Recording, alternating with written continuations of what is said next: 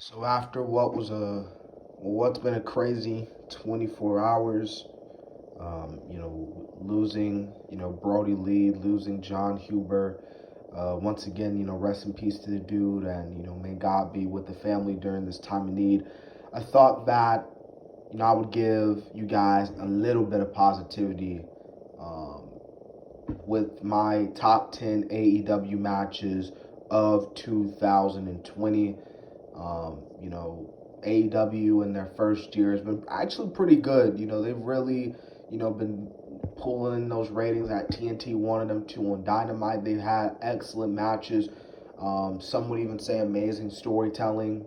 Um, so in today's video, these are my top 10 best AEW matches of the entire year 2020. Now, yes, this is AEW's first year.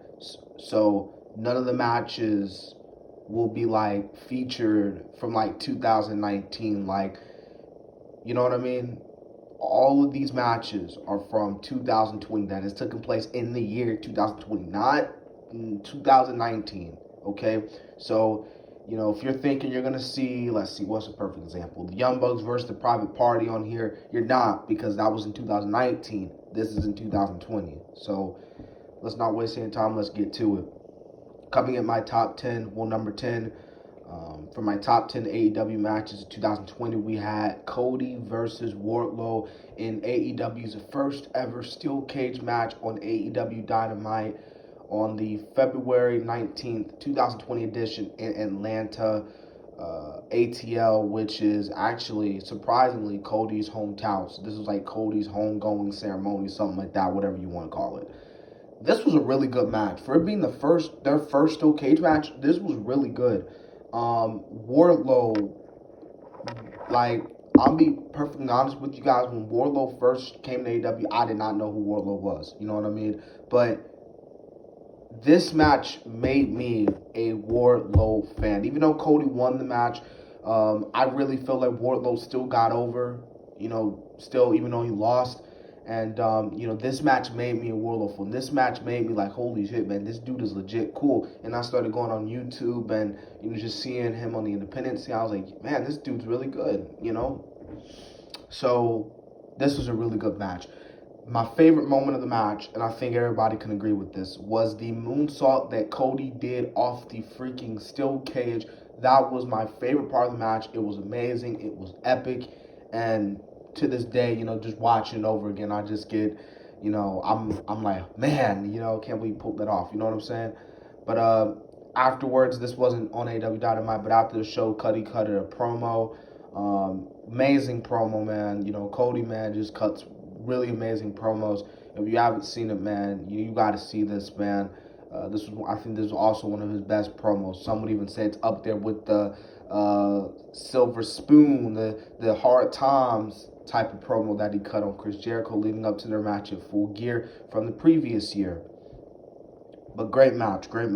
Coming in at my number 9, we have FTR and the Young Bucks versus the Butcher, the Blade, and the Lucha Bros in a tag team match. It's right, an 8-man tag team match at the Night 2 Fighter Fest.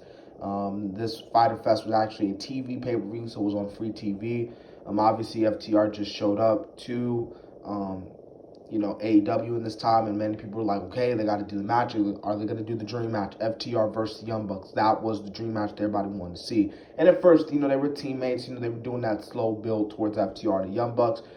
This 8-man tag team match was great. I thought, all guys, had their chance to shine and get their opportunity.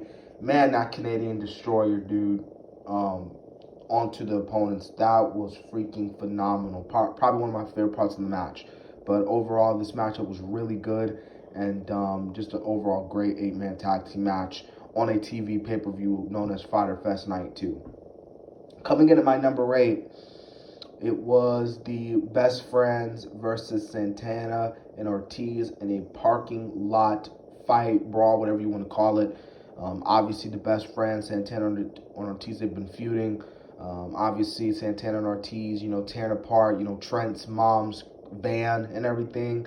And I just thought that this parking lot was amazing. Like, dude, I kid you not, this was brutal. It was brutal. It was physical, and it was bloody, and it was rampage. It was what you want in a parking lot fight. One of the funniest moments in the match was when they were leaving. Right, they were all getting in. Trent's mom, Trent.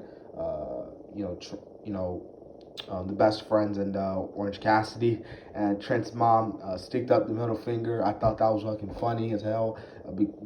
Obviously payback, and like I said, this is a good tag team match. This is a really good match, and you had great teams and the best friends, and Santana Ortiz, who I think should have been tag team champs by this point, but it is what it is, and yeah, really good match.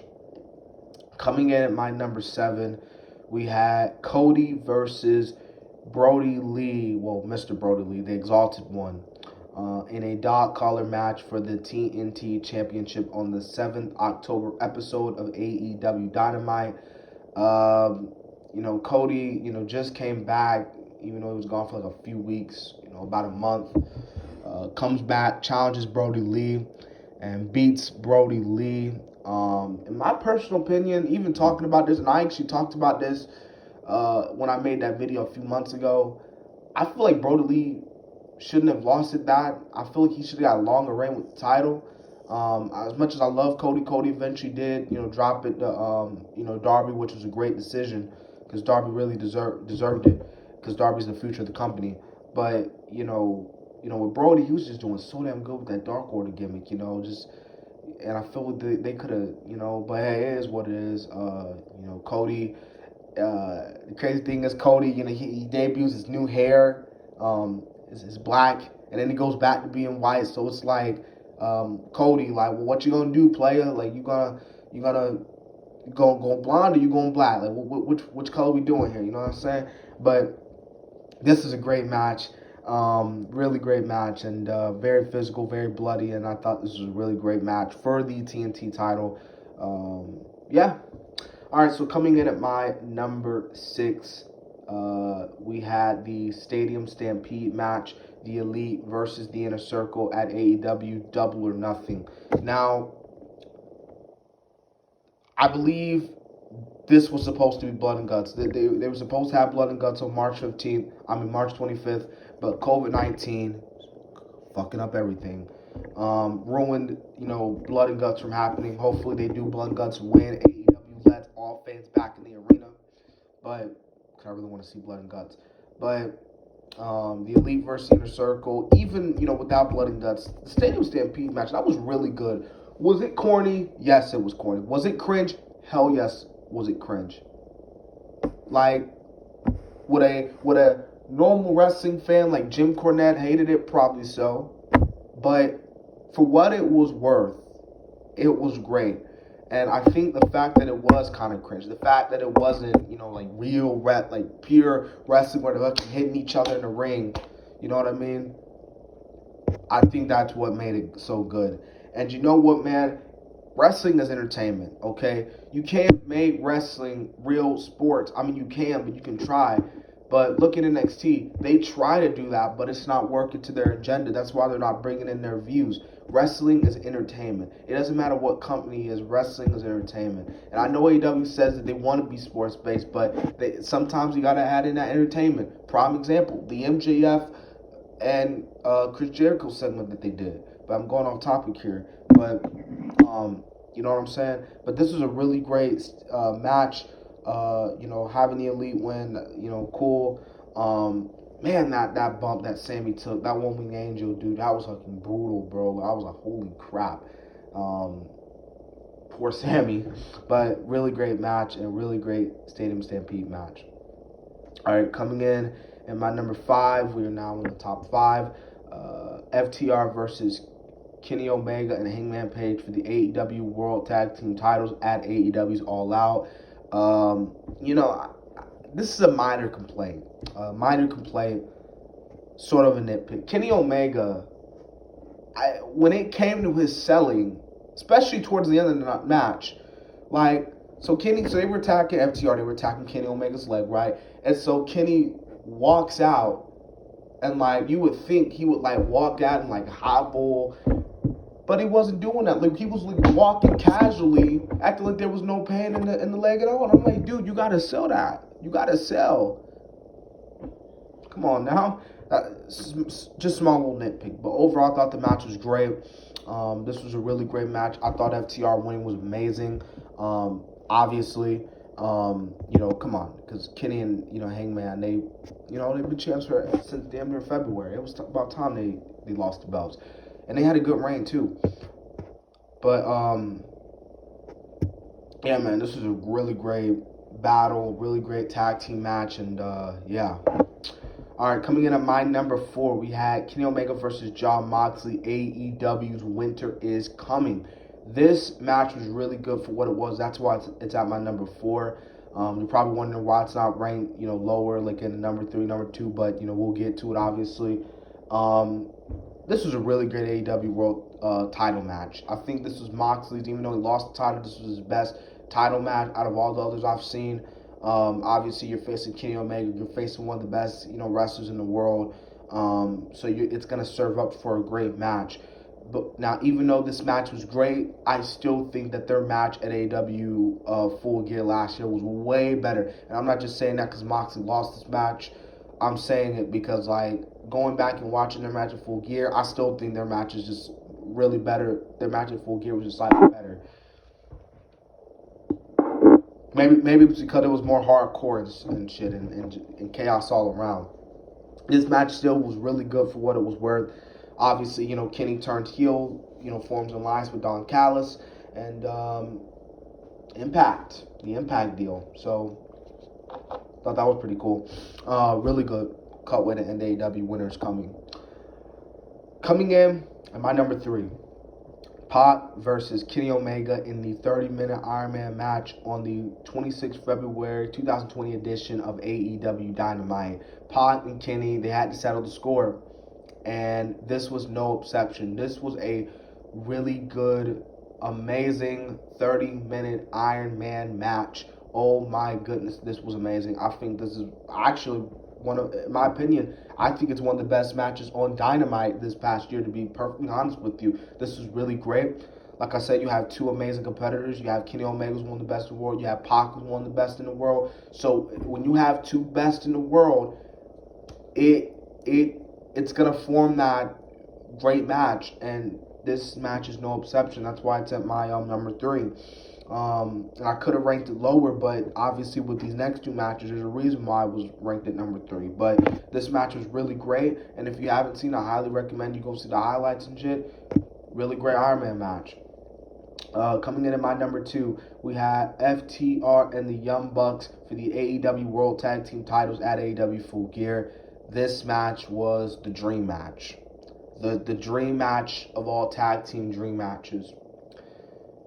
The match that the Young Bucks and FTR both stated that if we wrestle one day, then all the fans will rejoice. And on this night, everyone rejoiced, and what was an amazing tag team match. The selling that they did on Matt's leg, even though he was legitimate injured in the match too, was amazing. I thought the selling was really good. The psychology was pretty good.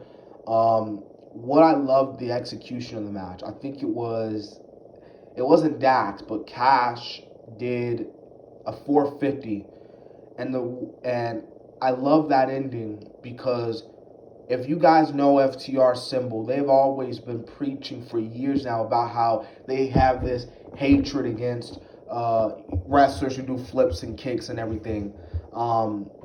They're more of that old school. That's why a lot of old school, tag teams, love FTR. I told you Jim Cornette loves FTR because they really love that old school wrestling because they embody that. And then the Young Bucks embody that new school wrestling where you do the flips and kicks. So you bring it together. It brings it to a pretty good diversity match. And, you have fans of the Young Bucks. You have fans of FTR. It just served up to be that dream match. And it was, for what it was worth, it was amazing. And it was one of the best tag teams. But was it the best tag team match in AEW history? Hell no. Because the number 1 match in AEW this past year alone, the best tag team match that I've still seen in the history of AEW, Young Bucks versus Hangman Page and Kenny Omega for the AEW World Tag Team titles at AEW Revolution. Now, Is this match, did Dave give this match a little bit too much? Yeah. But for what it was worth, was it a great match? Absolutely. Was it still one of the best tag team match? Absolutely. Now, this may sound like a little nitpick. This is kind of a little nitpick that I have with a lot of wrestling stuff nowadays, is the near falls. A lot of finishers today's now don't really mean a lot. You know what I mean?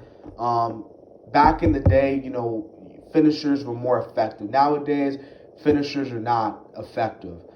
This match had near fall after near fall after near fall, kick out of these big moves. And when you kick out of those big moves, it's going to make that big move look weak. You know what I mean? And then that makes the wrestler look weak. And that's going to be, man, they need to come up with a new finisher because their finisher sucks. Look at Cena's. Cena's attitude adjustment. It only took him one attitude adjustment to win the match. Now he hits about 4 or 5 AAs and the wrestler's still kicking out. Same thing with the tombstone. Everyone kicking out of the tombstone. Everybody kicking out of the spear. Everybody kicking out of this move and that move and this move and that move. Everybody just kicking out of everything.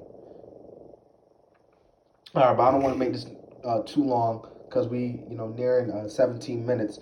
But this was a really great match. I actually thought Heyman, a lot of people were thinking Heyman was going to turn heel.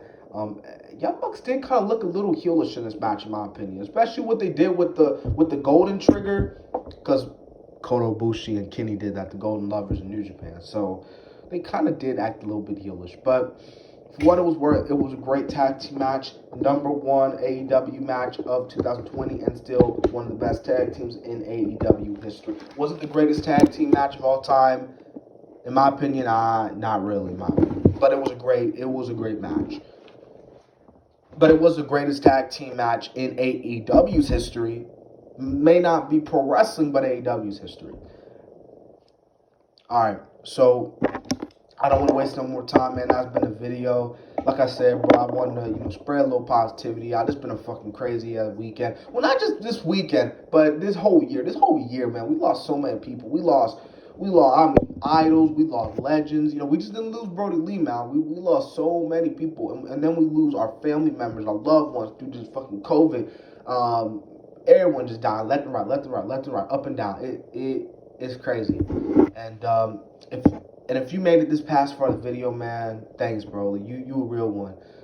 And if you haven't already, man, subscribe to the channel, like the video, comment on what was your top 10, and comment on what was your favorite match, or what was your least favorite match in AEW this year, man. But anyway, boy, this has been your boy, DC Wrestling. I hope you guys have a wonderful day. And, yeah.